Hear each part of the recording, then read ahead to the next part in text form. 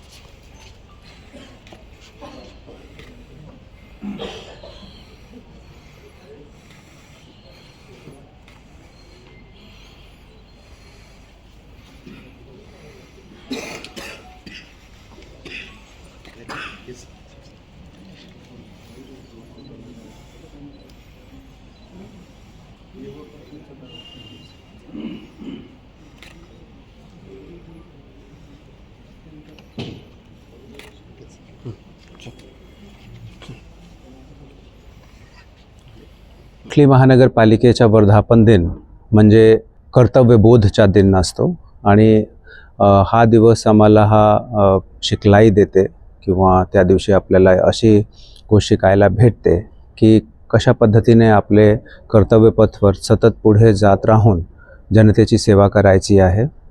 ज्या लोकांसाठी या संघच्या गठन झाला असे 47 वर्ष अगोदर, त्या लोकांना सर्वोच्च प्राथमिकतेवर ठेवून त्यांचा हित अहित याचा एक विचार करून आणि योग्य पद्धतीने नियोजित पद्धतीने सतत पुढे जात राहण्याची ऊर्जा या दिवशी आम्हाला भेटते.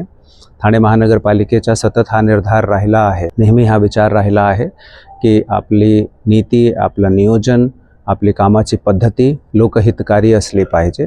आणि आजच्या या वर्धापन दिनाला सुद्धा मी आणि माझी पूर्ण टीम हा एक प्रण घेत आहे, एक प्रतिज्ञा करत आहे की लोकांची गुणवत्तापरक सेवा ठाणे महानगरपालिका आणि याचे सगळे अधिकारी सतत देत राहणार आहे. कुठल्याही नगर त्याची इमेज, त्याची जे छवी राष्ट्रीय किंवा आंतरराष्ट्रीय पातळीवर तयार होते ते तिथले प्रशासन आणि त्याच्याबरोबरच तिथले नागरिकांची वागणूक या दोन्ही गोष्टीच्या आधारावर तयार होते. आणि या दोघांना हातात हात घालून सोबत राहून पुढे जाण्याची आवश्यकता आहे. नागरिकांचा आम्हाला सतत सहकार्य आणि सहयोग भेटतच राहिला आहे. ठाणे महानगरपालिका विशेषतः राष्ट्रीय किंवा आंतरराष्ट्रीय प्रत्येक स्पर्धेमध्ये आमचा क्रमांक खूप उत्कृष्ट राहिला आहे. परंतु भविष्यात सुद्धा या सिटीला राहण्यायोग्य city, most livable city, most happy city या पद्धतीच्या या स्वप्नाला जर साकार रूप द्यायचं असेल तर नागरिकांचा सतत सहकार्य आम्हाला लागेल.